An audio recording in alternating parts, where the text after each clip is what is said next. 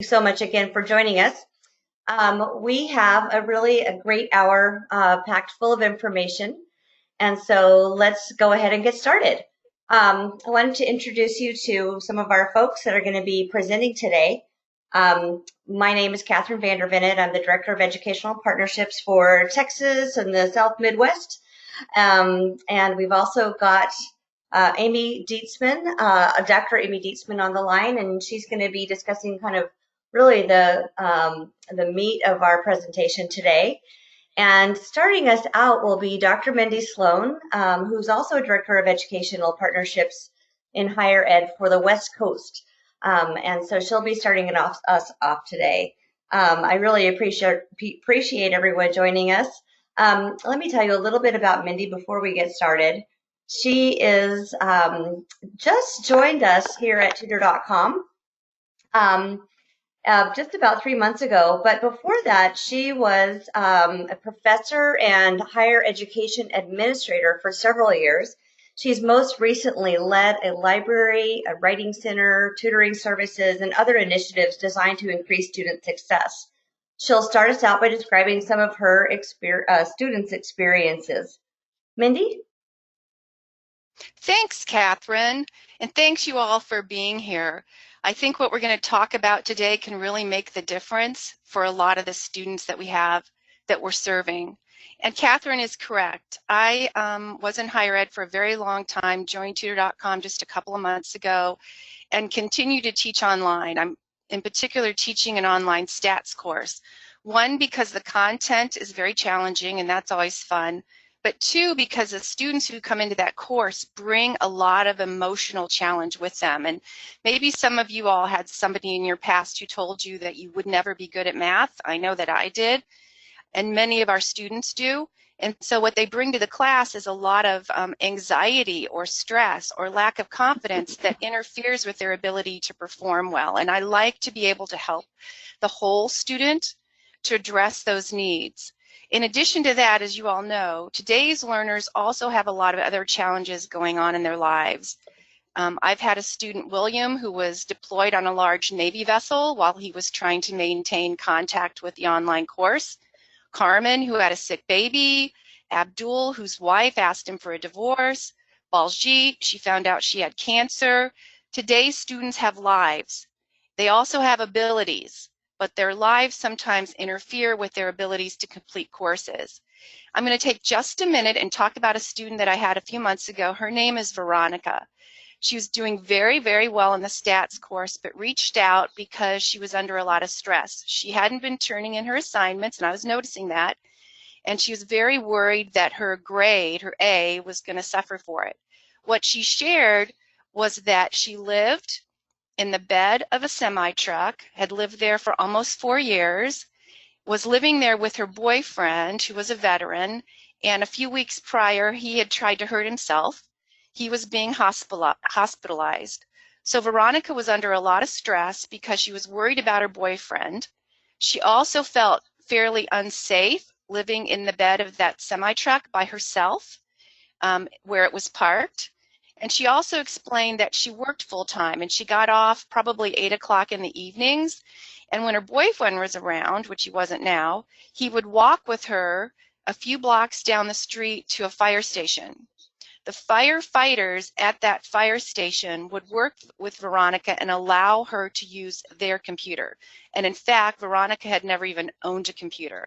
Her entire online degree had been completed because of the computer that these firefighters were willing to share with her.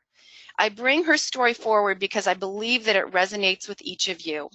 I'm sure each of you know a Veronica or a William or a Carmen or an Abdul or a Baljeet who is smart and hardworking and incredibly courageous, but at the same time has challenges in his or her life that interfere with her or his ability to complete the degree. When I was an administrator, I remember reading through the exit surveys that students who had quit had completed. And like you, I found out that about half the time when a student quits, it has nothing to do with his or her ability. It has to do with these life challenges. Either a lack of money, an inability to manage the money, someone in the family is sick and so our student is under stress, an imbalance in their lives, life challenges for today's learners. These kinds of experiences are what motivated us at Tutor.com to see what we could do to deliver a more holistic approach to supporting today's students.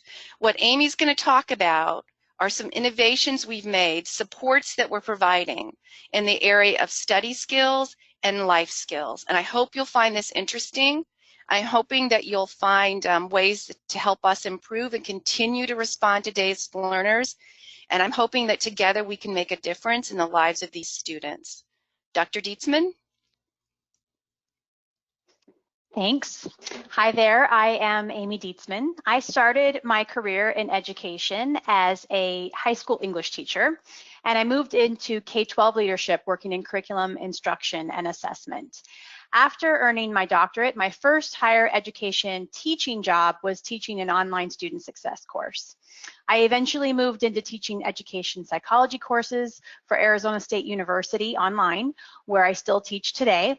I moved into higher education and became an instructional designer, and that eventually led me to Tutor.com, where I worked as the learning and design manager. Essentially, I develop learning materials for our tutors, and I help our sales and client services teams determine what courses from your schools our tutors can support. I'm going to turn my camera off now and continue. My goal today is to tell you a little bit about how student success can be a vision from all levels of the campus. I plan to talk briefly about how student success courses focus on students in both academic and non-academic topics, and then how Tutor.com plans to come alongside your school and help you with your student success tutoring.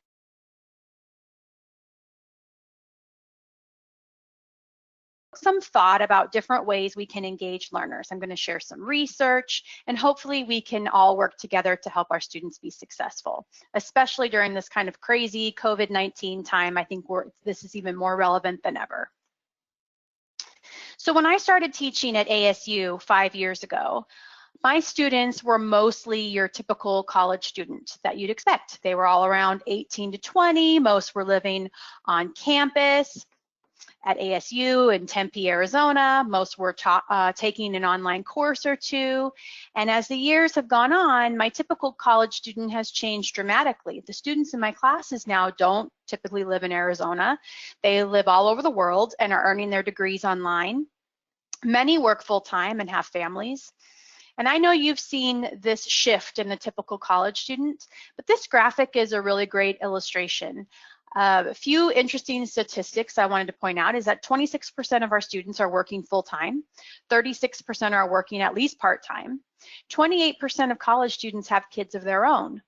So today's college student comes from a wide range of backgrounds and bring an equally diverse set of needs.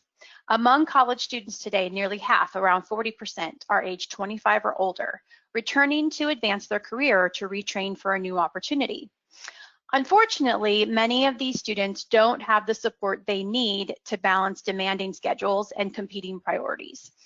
One of the biggest obstacles they face is an educational system that is often designed to serve students who arrive straight from high school. They live on campus and they study full-time, right? That is at least part of the reason why half the students who begin a college education don't reach graduation. So the research tells us that students are dropping out of college for non-academic reasons. A lot of what Mindy was talking about a bit ago was they have financial issues, they have families and jobs that get in the way, many have difficulties getting their credits to transfer, they get discouraged enough to give up. One big issue is that they don't feel a sense of belonging at their school. So the common goal on most campuses is engagement and retention. We want our students to find success in college, and we want them to finish. Colleges are getting pressures from accreditors, parents, legislators, and boards of trustees trying to figure out how to get students in and keep them engaged all the way to the finish line. So for an institution of higher education focused on improving student success outcomes, developing a definition of success on that particular campus, what it means to your campus for a student to actually be successful is an essential first step. Once the end goal is clear, then the institution can develop a holistic, student-centered strategy across all dimensions of the student experience, from the classroom to support services to campus operations to relationships with the broader community, which are all designed to foster measurable improvements in persistence rates and in time it takes for students to graduate and in completion rates. In addition, many colleges and universities are finding that the skills students learn in their student success courses should also be integrated throughout all core classes to really reinforce those skills and ensure that students see them as long-term skills and not just like the ones you learn, memorize, and throw away once you move on to the next course. Most of us by now have heard about growth mindset versus a fixed mindset. So this slide says a student with a growth mindset will accept challenges and persevere in order to succeed. This student will face learning challenges with an "I have not mastered this yet" attitude. Many colleges and universities that we are seeing are adopting this mindset beyond the classroom and are embracing it all over their campus in every department. Growth mindset instills in students that they can learn at any age, that effort is directly tied to achievement, and that they can use their resources when they get stuck. Students learn that intelligence isn't fixed and that expending effort with perseverance and resiliency will help them to achieve their goals. Ways to implement a student success initiative across a campus are to help students see the end of the road. Many schools have mentoring systems where students are consistently contacted to discuss their progress, encouraged to stay on track, and reminded of that end completion date. Creating a graduation concierge is another new idea I just found in my research this week, and this person is employed to help students navigate all the stresses of graduation, such as finding a place to live and moving and creating a resume, applying for a job, preparing to start paying off the student loans, all of those things. And another important institution-wide initiative is promoting a sense of belonging. Earlier, I told you that a sense of belonging was one of the main reasons why students drop out. How can we address this issue? Well, it may be easier for on-campus students because a long time ago, we kind of discovered that clubs and organizations, activities, grouping like students together in dorms, and engaging with students in all kinds of academic ways was a really key way to help students connect to their campus. But online looks a little bit different. Peer groups are critical for students to feel connected.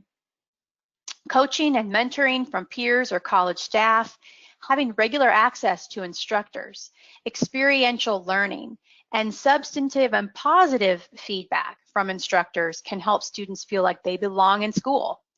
And now that all of our students are online, they really feel the need to be connected to others. Isolation is a real thing, and it's frustrating for students who didn't sign up for online school.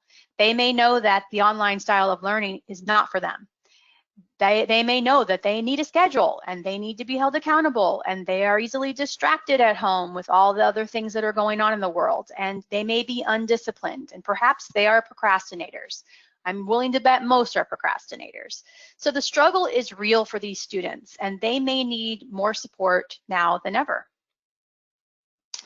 Another important aspect of student success is breaking down as many barriers as we can for our students. So let's take a look at this statement that was recently posted on a college website about financial aid.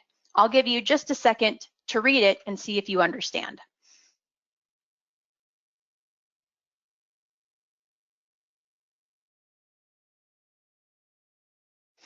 So I read this and I thought, do I need to know how to close read? Remember, I was a high school English teacher, so close reading is a big deal. Do I need to know how to close read in order to read this?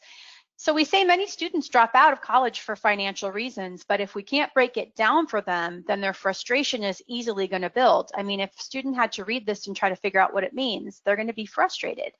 And I can tell you my frustration, and I consider myself a fairly smart person, but I have a college freshman as a son, and we have had to fill out the FAFSA. and the Parent Plus loan application a couple times now, and every time I get so frustrated. It never makes sense to me. I have to click in so many different places, and I read the directions, and then it says I'm supposed to go somewhere else, and I don't understand where I'm supposed to go, and I get frustrated and I want to walk away. And of course, he can't do it by himself. He needs my help. So I understand how if there's a barrier to information, it can become even more frustrating for us. So food for thought. How can we help our students on the front end so they can just focus on their schoolwork? Well, we can start with accessible language, like the last sentence I shared with you. We need to simplify the information we're sharing with our students and reduce all the barriers to that information. So I'll give you a totally non-college example. I live in North Carolina. I moved here a few years ago after living in Arizona most of my life. And when we first moved here, we thought it was really odd that we had to buy our own trash cans. They didn't provide them here. So we did. And then a few weeks ago, we woke up in the morning and we had 2 brand new trash cans in front of our house. And we figured this was some kind of new initiative, even though we never received any communication about it. So we took all of our trash, we transferred it to our new trash cans, and put our recycling in the recycling trash can, and we put them out in front of our house. And on trash day, we saw in our neighborhood a variety of different cans and bags out in front of houses. Some people had used the new cans, some people had the old ones, some people had their old trash cans out with signs on them that said, what do we do with these? It seemed no one really knew whether we were supposed to use the new trash cans, if it was mandatory or optional. But that day, our regular trash got picked up like normal, but our recycling didn't. So the whole neighborhood left the recycling cans out for a couple more days. And we were all confused when the recycling never got picked up. So one of our neighbors called Waste Management and said, hey, what's going on with recycling? And Waste Management said, oh, well, we're only picking those up every other week now. So, okay, we decided we'll put that back. We'll wait for 2 weeks. By then our trash can's overflowing and we put some other stuff out by the street. Finally, the recycling got picked up, but they didn't pick up the stuff that was sitting next to the can. So again, we're all confused. Finally, we receive an email from Waste Management saying, information was previously communicated about the new pickup schedule, what to do with your old trash cans, and the new rules for recycling, period. Information was previously communicated. We didn't know where that information was. There was no link. It was in an email. We sent it in the mail, nothing. It was just, hey, that was out there somewhere and you guys should have figured it out. So this was a huge fail to me in terms of communication. We were still confused. Several more neighbors called Waste Management asking for more information. Can you please reshare what you originally shared? And Waste Management made more work for themselves because they had to field all of these calls from homeowners. So I tell you that very long story because I want to relate it to how we communicate with our students. Is the information easy to find? Is it easy to understand, and is it detailed? Do we have to have students click 15 times to find something? Do we put information in all different locations so they have to figure out where it is before they can even try to digest it? If students need more help than we can provide with words and links, research suggests that colleges need to create a one-stop assistance with flexible hours for working students, thinking of all the things students need to know for college success. How can they access it, and how is it easy for them to talk to someone or chat with someone at any time of the day? Do all financial advisors work from 8 to 5? Do all academic advisors work from 8 to 5? Do all students know how to get in touch with these people? Or do we assume that they read an email they received when they first started in their school program and they know where that email still is? Another way to help our diverse student population achieve success is to ensure that we are sharing knowledge from every aspect of the campus so we can continue to adjust for our changing students. Advisors can identify patterns affecting the student experience. They can describe these repeated barriers and provide administrators with a window into that collective student. That information can be transferred to the department leads, instructional designers, and instructors who can design courses that address these challenges. And then all can begin to design interventions for students experiencing the most troubles. Discussion and collaboration shouldn't just happen within all aspects of college administration. It should happen with our students too. Online schooling is so isolating, so how can we change that for students so they know others are struggling and succeeding with the same experiences? How can we build student cohorts and communities? we can start doing this with student success courses. Some of the harder competencies to actually teach our students are things like grit and persistence, determination, confidence, and a growth mindset. How do we actually teach these things? I can tell you that when I first started teaching student success, I had very large classes. Usually the classes started with about 50 students. And the requirement for me at that time was that I was supposed to email every single one of those students at least once a week, and I was supposed to respond to every single one of those students in the discussion forum every week. So you can imagine how overwhelming it became for me to try to reach out to all of those students. And what happened was, as the course went on, generally about half the students dropped, sometimes even more than that, dropped out of the course because this was a gateway course. And so what I learned from this experience and now working for Tutor.com is this is when I would have loved to have the opportunity to send my students to Tutoring for help, because they asked questions constantly. Many didn't know the basics of how to type a paper, how to find resources when they needed them. Many couldn't read directions for the assignments and break them down. They needed someone to talk them through that. And this is where Tutoring could have helped. Here are what many student success courses are providing in terms of content: organizational skills, time management, financial literacy, stress management, building successful habits, and managing the study environment. These are all non-academic content areas that a lot of student success courses have. In addition, there's these academic strategies like study skills and note-taking, research skills, what's plagiarism, and computer literacy. So starting tomorrow, we are opening Student Success Tutoring, which we know is quite critical for all students right now. And here are the topics our tutors can address when working with students. Helping students find scholarly resources is an important skill, as many of the non-traditional students haven't been in school since walking into a library and using a card catalog was a thing, right? We're also prepared to help students with developing habits for success, like setting goals, getting organized, and building a support system. We also provide basic Microsoft courses like Word, PowerPoint, and Excel to help those students with some of the basic technology questions they may have. Our tutors are also prepared to help the non-traditional student with work-life and family balance, learning new technologies, financial planning, career transition, and scheduling and organization. We are helping our tutors to see this role as a coaching and encouraging role. So teaching students how to search for resources available to them and building their confidence. We are also changing the andragogy of all of our sessions to be more aligned with a growth mindset. We're using compassion and positivity in our feedback, especially when we have writing tutoring, where we're asking our tutors to point out the things the students do well and focus their feedback mostly on higher order concerns and just 2 to 3 major areas for improvement. And here's what the research says about tutoring and why we feel student success tutoring is so critical. Because it helps to prevent students from falling behind. Tutoring can help bridge the gap between student knowledge and course material. Tutoring coaches students on persistence and completion, can help students articulate their long-term goals and connect their daily activities to those goals. And tutoring reinforces skills such as time management, self-advocacy, and study strategies. So that's my bit for today. And here are the references in case you're interested, and you'll be able to download this later. But I'll switch back over to Catherine, who has some more to talk about. And this is where our students, like I'm saying, would see the drop-down box in the survey and go ahead and pick student success life skills or student success study skills.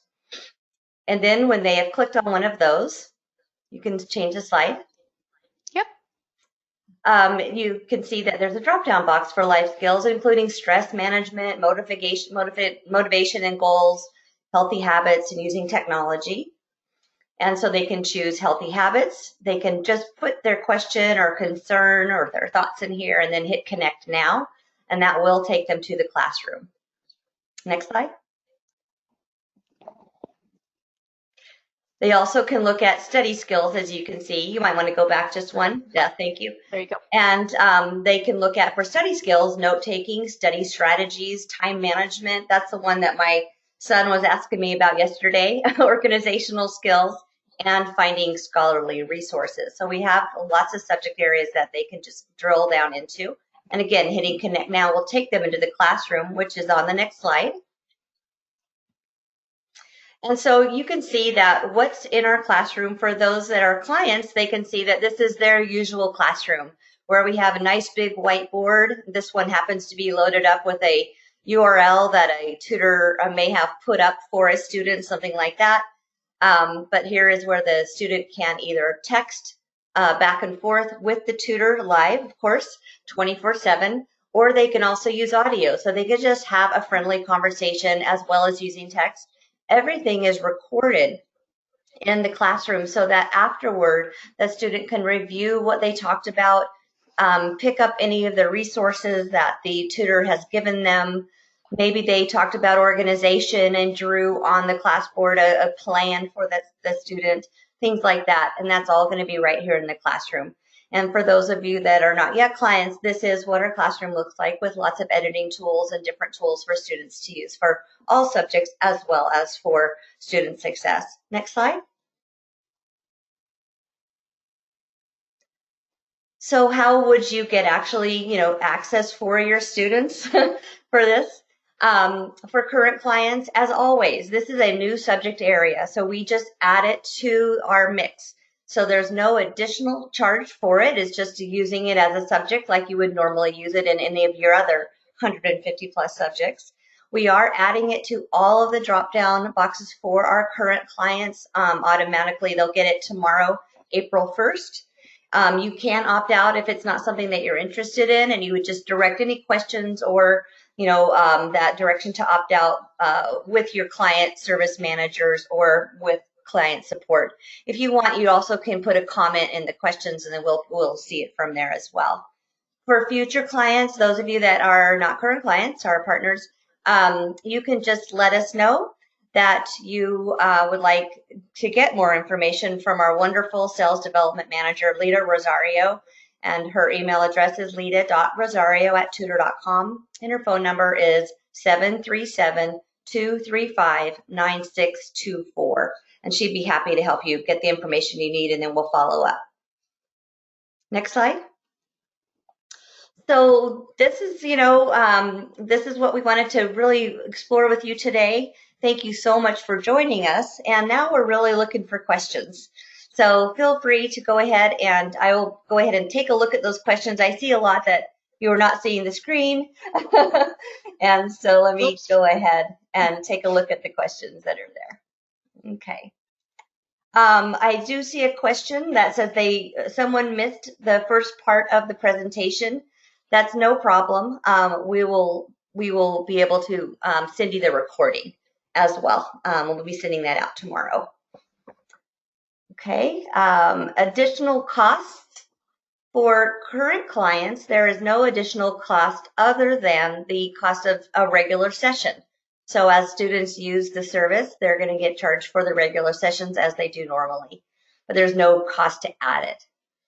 And yes, so to answer Carla's question, it will count toward the regular block of hours. Yes. Any other questions for Amy or Mindy? We will send handouts with the recording as well. Thank you, Kim. And Megan, let's see. When students are accessing a question, let's see, what does she say here? I've got one from Megan. When students access a tutoring session, will they see this tomorrow? Yes. Ooh, they're coming in fast and furious. Hang on. Let's see. There's a question from Mariah. She says, I know that there are early alerts for academic content. Are there similar early alerts for case management needs or that might come up, such as food or housing insecurity? Amy, we discussed that yesterday. Will you answer that question for her?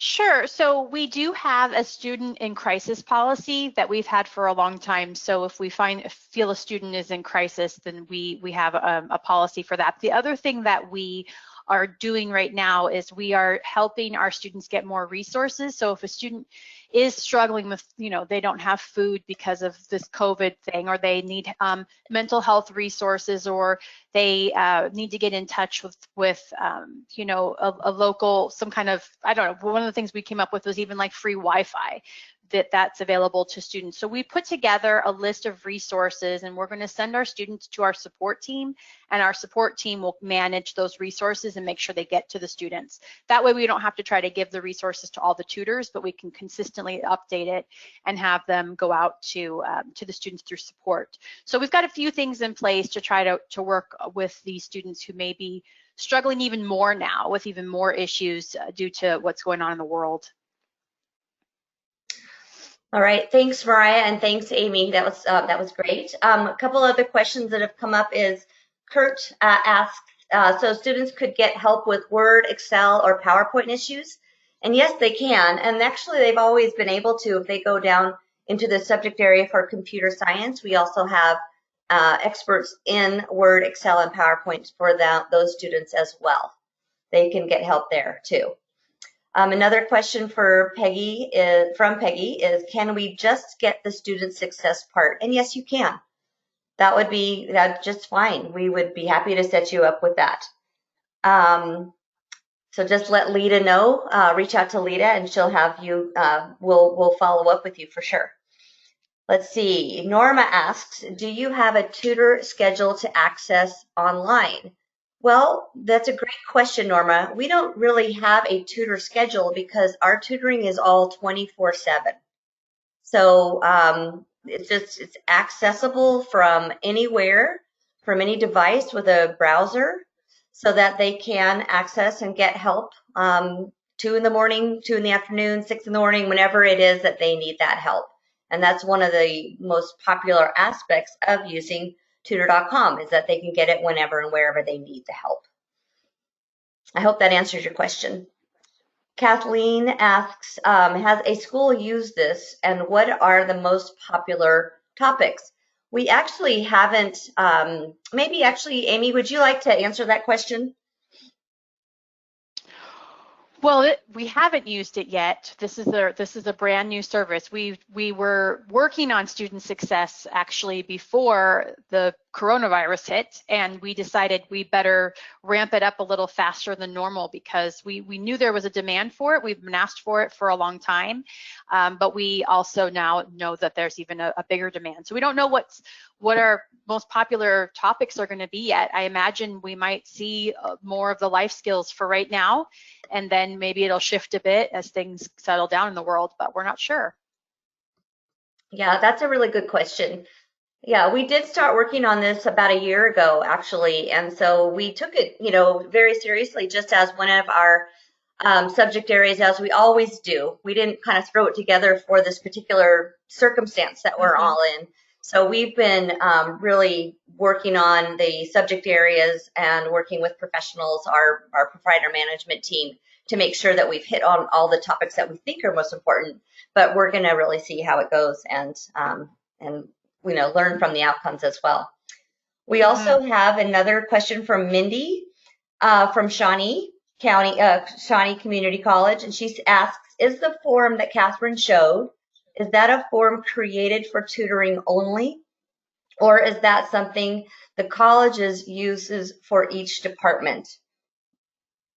And I'm not sure exactly what you're thinking of, except for maybe you're looking at the tutoring entry page or our survey, and that is used for all of our clients who have students who are coming into Tutor.com, and the first thing that they see is that entry page where we welcome them by name. And I can go ahead and show it to you one more time. If you want to go up to that very top screen where it says, "Hi, Luke."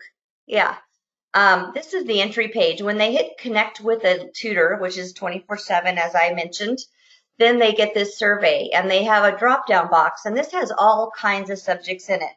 I think I'm answering your question. Hope so. So, but they would drop down and they would see business, they'd see math, all of these different subject areas. If you only had student success, those would be the subject areas that would be in there for your school and your students.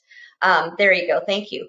And if you wanted to pick from those, or if you wanted to offer any variety of those, you can. So our service is customized to each and every client.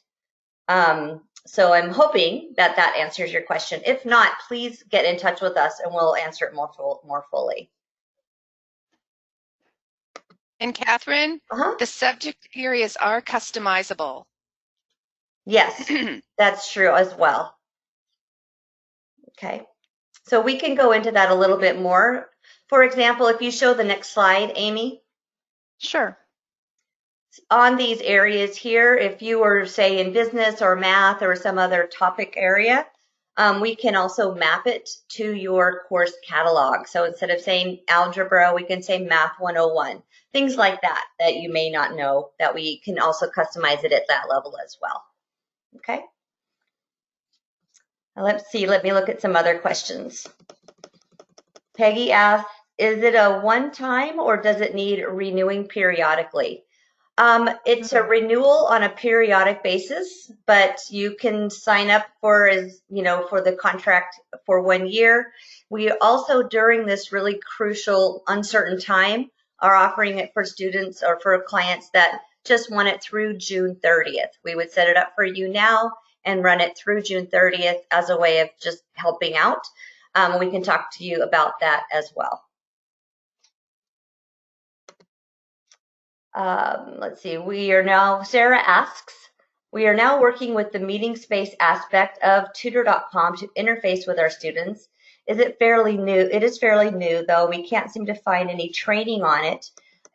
Is there any way a demo training could be done? Absolutely. And in fact, we did do a training last week about the meeting spaces, and I believe we can send you a recording of that. And you can talk to your client services manager, and we'd be happy to walk you through it just with you as well. I hope that answers your question. Valerie asks, did I see somewhere that we could link our resources with Tutor.com? Yes. Well, we have a few ways of doing that. We have an entry page that will link resources for sure with your resources on campus, and we can set that up and customize that interface for you. We also can, for resources for student crises, we can have resources listed for your school or for more generic ways of getting help. So we would talk to you about that just in person during a call with us and you. All right. Be happy to do that for you. Let's see. Norma asked, what is the average charge for a tutoring session? So to give you a feel for pricing is that each session can be somewhere around on average 30 minutes. And we do charge by the 100th of a minute, and your flat fee for the per hour charge is determined by the volume. So we can talk to you more about pricing when we get in touch with you personally, but I think what we do is we just charge exactly for the amount of time that has been spent in a live session or a scheduled session, or even with our async writing, if that's something that you look at down the road. Eduardo asks, will we also get a copy of the PowerPoint presentations? I believe so. We can send that out to you as well. Actually, Lauren answers a question. Because our programs are highly customized, if they aren't sure what subjects are available on their own program today, they should contact client support at Tutor.com. And likewise, if you're a not yet client, we'd be happy to talk to you in person about what your needs are. Okay. Zori asks, sorry I've missed the answer. Are you emailing this presentation? Yes, we are. To the attendees, yes, we are. Eric asks, sorry if you already explained this, but I'm not seeing the life skills, study skills in the topic drop-down menu. Should it be there automatically, or does our system admin have to do some kind of install? That's a great question. It just has not been put on there, but on tomorrow, April 1st, is when we're going to be adding it to your current subject areas. Okay. Let's see. Olga asked, will campus user administrators be notified if students who seek success life skills are identified as students possibly in crisis, showing signs of depression, high anxiety, suicidal thoughts, etc.? Yeah, Olga, just to reiterate what Amy said, we do and we have had for a while a student crisis procedure where we can reach out to our program managers to let them know if a tutor feels that a student is in a crisis. Yes. Let's see. And Peggy asked, how many credits do they receive? I am not sure what your question is. If anyone wants to jump in on that question, that'd be great. Well, we're not providing an actual course. We're just providing support for a student success course. So the credits will be related to whatever course the student is taking on your campus, and they would just get extra help from our tutors if they need it. Exactly. So this is tutoring when and where students want that extra help. So our tutors who are for our student success are looking at helping students with such a variety of areas. Now, I know there are student success courses out there. This would be in addition to that, and also just support for students that are feeling the stress and strain of moving from campus courses to online courses, or just, the wide variety of issues that students have. We're able to help them now 24/7. That's okay, Peggy. I got your message. You don't need to apologize. We are trying to be really clear. Any other questions?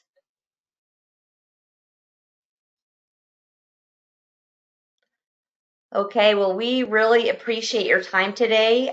Thank you so very much for joining us. I hope this was a valuable hour and 15 minutes for you. Please don't hesitate to contact us, contact Lita Rosario. Let us know if you have any questions, or if you're a current client, please contact your client services manager or client support if you need any additional questions answered. We really appreciate your time today. Have a great day and stay safe, wash your hands, stay inside, do all the things that we're supposed to be doing. That's my PSA for the day. Thank you.